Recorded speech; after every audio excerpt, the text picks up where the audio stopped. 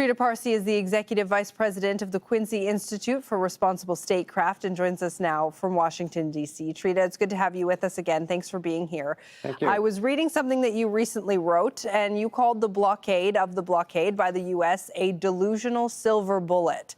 But if it is keeping Iran in the negotiation process, is it not working?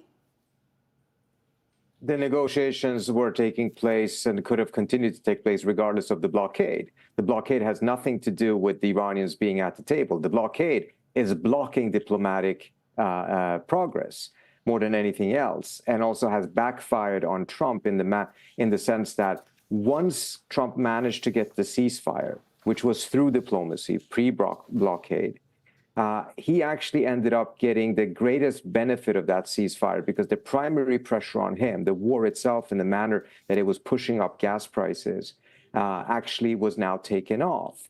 And had he just stayed in that scenario and used time to his advantage, he would have been in a much better position vis-a-vis the Iranians, because the Iranians had not managed to get the key thing they wanted, which is sanctions relief. But because of the fact that he imposed the blockade, he actually took more oil off of the market. And oil prices are now higher during the ceasefire than it was during the war itself. And we've also seen the 10-year yield going up to 4.4, getting closer to 4.5.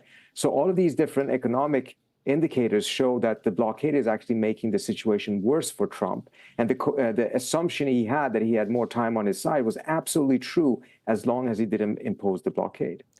We have not heard from the president about what is in this 14-point proposal, this most recent one from Iran yet, or what might be different in it from the last one. Why do you think he might be so pessimistic about it off the hop? I think it is part of his public approach to these negotiations, in which he wants to give the impression that he is not looking for a deal. He's not desperate for a deal. It's the other side that is desperate for a deal, that he's playing very hard to get. So I think there's a messaging that is coming publicly from the Trump administration, and I think the private one is probably quite different. That does not mean, however, that the two sides are not very far away from each other. At least what has been made public by the Iranian media, or what may be in that proposal, the Iranians are making very, very significant demands. What is not revealed in the Iranian media is what it is that the Iranians are offering Trump in return.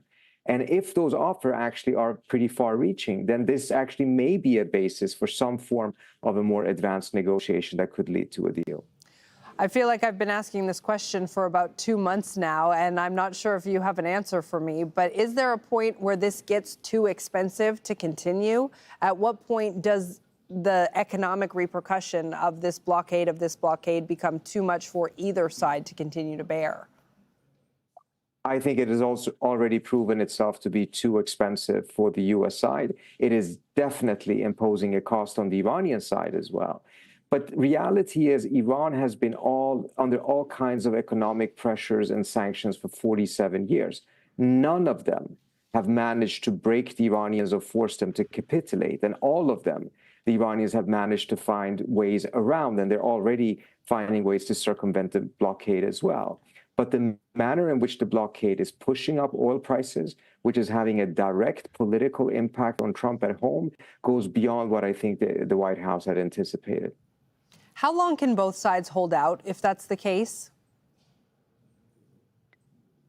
I think they can probably hold out for a couple more weeks, but bottom line is the situation for both of them are just going to get worse. And at the same time, other countries are suffering tremendously from this. You have fuel shortages in many Asian countries right now. It just was revealed today that Kuwait has not exported any oil at all for a whole month now. This has not happened for about 30 or 40 years. So plenty of other countries are paying a very, very high economic price because of this conflict.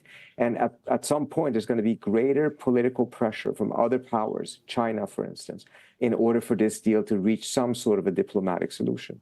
And when we talk about sort of the repercussions that are happening from this and the ripple effects, we heard the president say just a bit earlier that there will be more than 5,000 troops taken out of Germany, U.S. troops withdrawn from Germany. I wonder what you think that means for the American relationship and the American strategy going forward with its European allies. Well, we already seen that the transatlantic relationship is in unprecedented crisis. There are elements or factors here that are mostly because of Trump, but there are factors here that are structural. That means that they would have occurred one way or another, even if Trump was not president. And part of it is that it's simply too expensive for the United States to continue this policy of offering the Europeans the security umbrella absent far greater burden sharing by the Europeans themselves. But beyond that, in the manner that this war has now ended, or at least as it has been conducted so far, we also see that the United States' ability to sustain primacy militarily is also under question right now, because the United States essentially has lost this war strategically at a minimum. And shows that the Iranians could do to the United States what the Ukrainians have managed to do to the Russians. That's going to raise question marks about the utility, about the not just the reliability, but also the effectiveness of America's security umbrella in many other places, not just in the Middle East. Trita Parsi, Executive Vice President of the Quincy Institute for Responsible Statecraft, thank you very much for being with us here on Al Jazeera.